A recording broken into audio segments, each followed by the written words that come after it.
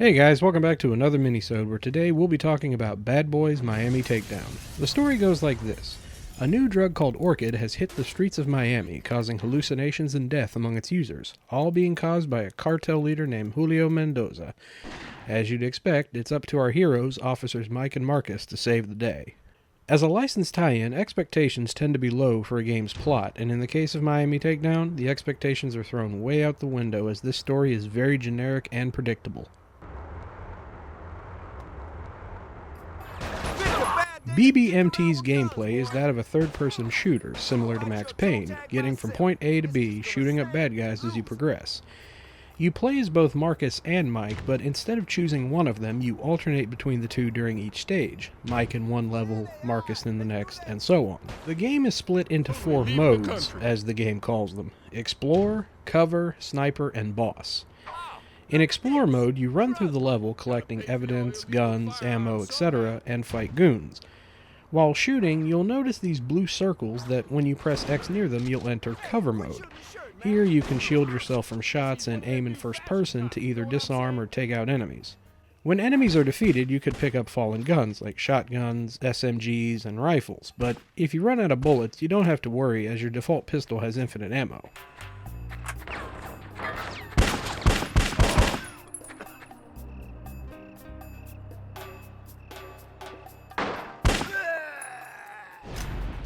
When you run into a boss, you enter boss mode, where you basically just go from cover to cover and finding a good spot to take a shot at the enemy till they're down. How the hell a freak like you get his own gas? Lastly, in sniper mode, you're on a rooftop, taking out enemies to keep your partner safe. That's really it. Why these are considered separate modes is beyond me, but at least they control decent enough, although the aiming is very twitchy, even if you lower the sensitivity. For presentation, it's just god-awful.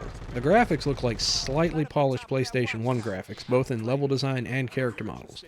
I mean, I know they didn't have likeness rights to Will Smith and Martin Lawrence, but I honestly can't tell who is who between the two.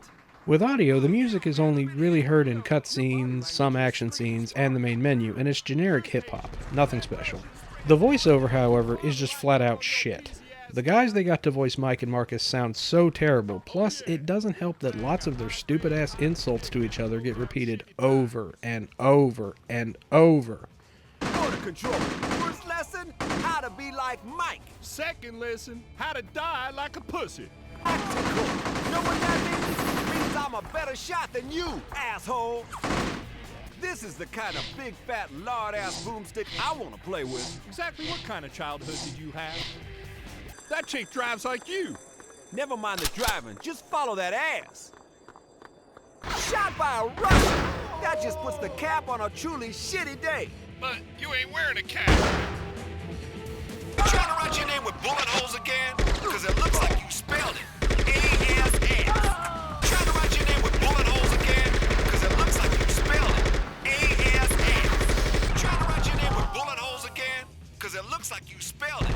A-S-S. A-S-S. A-S-S. A-S-S.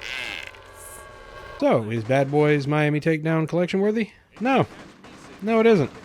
Even if you're a hardcore fan of the films, this game does a disservice to them by being an annoying generic shooter. So, save the $10 you'd probably pay for this and use it for a ticket to the inevitable Bad Boys 3. And with that, this is the Dolly Popka saying if you want to play retro, try going green. Thanks for watching, and I'll see you next time.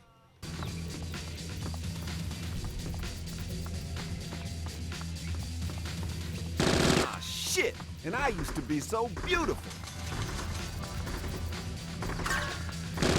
Import this, asshole. Nice. Pity about the blood stains. Fully automatic assault Marcus. Keep your head the fuck out of my way. You know, I think you like weapons just a tad too much.